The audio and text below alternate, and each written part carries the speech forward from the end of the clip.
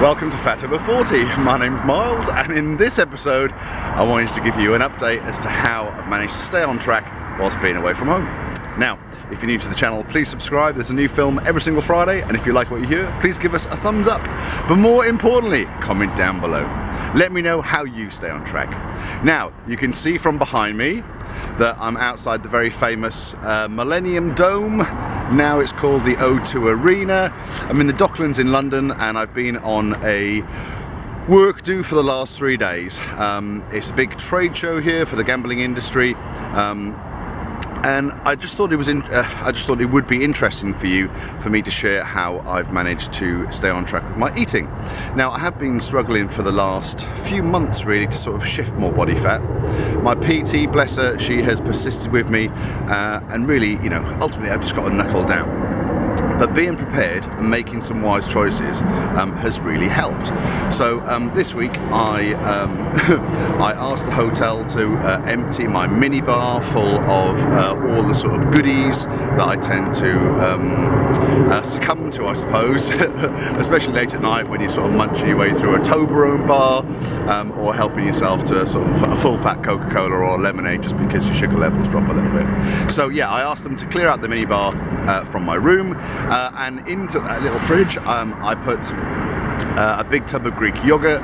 I peeled up and chopped up a big bag of carrots before I came. I bought some blueberries, some protein balls, and basically I had myself like a little snack fridge where every day with some Tupperware I've made myself up some yogurt with some nuts and some fruit, and I've taken some rice cakes with me, all very sort of simple stuff, but I've just managed to sort of resist the sweet treats that are available. Our stand has been flooded with these little packets of jelly beans, and I just know the moment I put one of those in my mouth, it's just going to send me off. As regards to food, evening meals, you know, make some wise choices. The in-room dining is never really good, but you know, you can just order a piece of chicken, order yourself a salad, or order yourself a bowl of noodles without all the sort of accompaniments that it comes with, or ask for sauces on the side, especially with like a Caesar salad. You know, a Caesar salad is great, but like you need to ask for the ranch dressing on the side. The other thing is like steak, good source of protein. Last night I just had steak. I had mashed potato, not chips, and vegetables. So I'm feeling quite good about myself at the moment. You know, I am focused. I'm really determined to try and shift the last of this belly fat. And I've also made sure that I've trained as well, either in the morning or at the local CrossFit gym in the night too. So there we go. It's a very cold, sort of wintry morning here in East London, and I need to get on with my day. So my day's over. It's been a long week at the trade show. I'm taking the Emirates cable car back over to the O2. And I suppose what I should do is sit over here so that you can see the fantastic view of the O2 behind me. You have got Canary Wharf, the financial centre behind that with the tall buildings, and beyond that you've got the centre of London. There we are, there's a little tour. I wanted to talk a little bit more about staying on plan whilst you're away, or away from home and away from like your routine. Certainly I've struggled to get enough carbs into my diet. Obviously I've not been picking at the sweets that were on the stand. I've not had crisps, and I think this is it's going to be a good lesson for the future that perhaps I need to prep some base rice and vegetables. Yes, it's going to be cold. You know, there was no, I sort of didn't think about it really. I just thought, oh, there's no microwave, so I won't bring my rice, which is where I like to predominantly get most of my carbs from, or I won't bring my sweet potato. So for next time, I will definitely do like a prep, and yes, it'll be cold, but that's fine.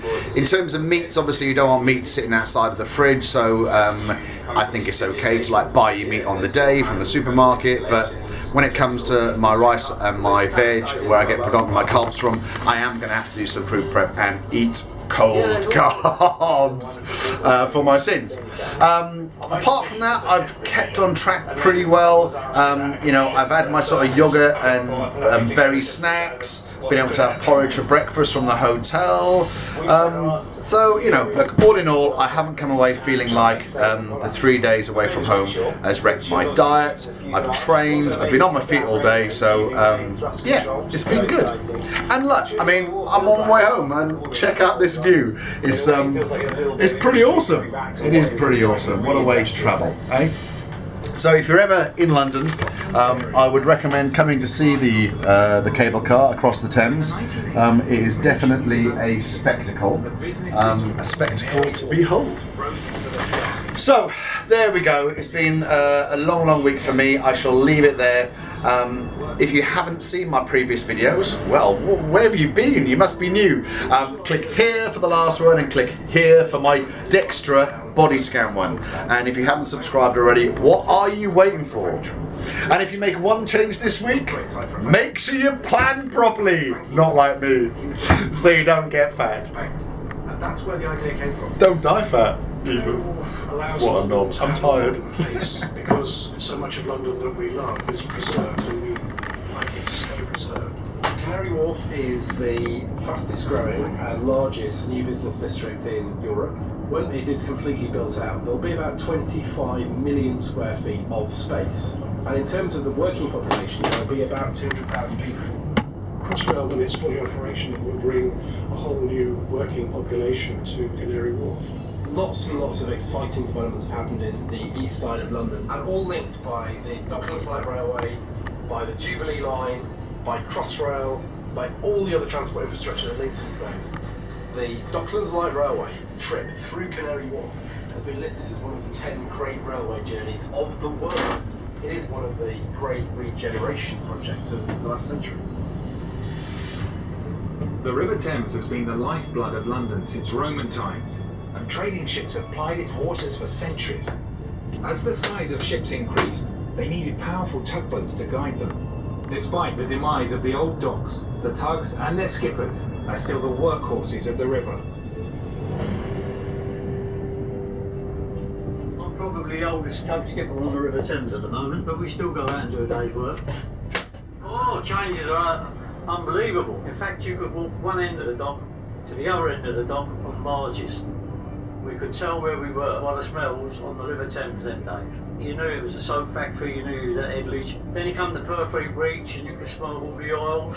And then as you come round Thames Walk up round there, you can smell the sewage. Right up until when you got to the Pepper House or what, and you knew you was at the spice mills. But not now, different today. All them days are gone.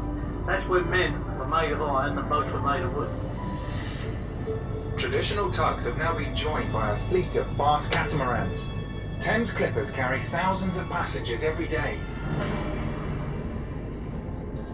The boats go at 30 knots, so approximately 40 miles an hour, so probably one of the fastest modes of transport in London. The river bus service runs every 20 minutes to North Greenwich Pier, which is just a 5-minute walk to the nearest airline. Now coming into Greenwich, you should probably see the Royal Maritime Museum. It's a fantastic location, and it's just an 8-minute trip from North Greenwich. I think the river's got a key role to play for the regeneration of East London. We very much see the Thames as a tube line in the future. The Greenwich Peninsula is home to the O2, the world's most popular music and entertainment venue.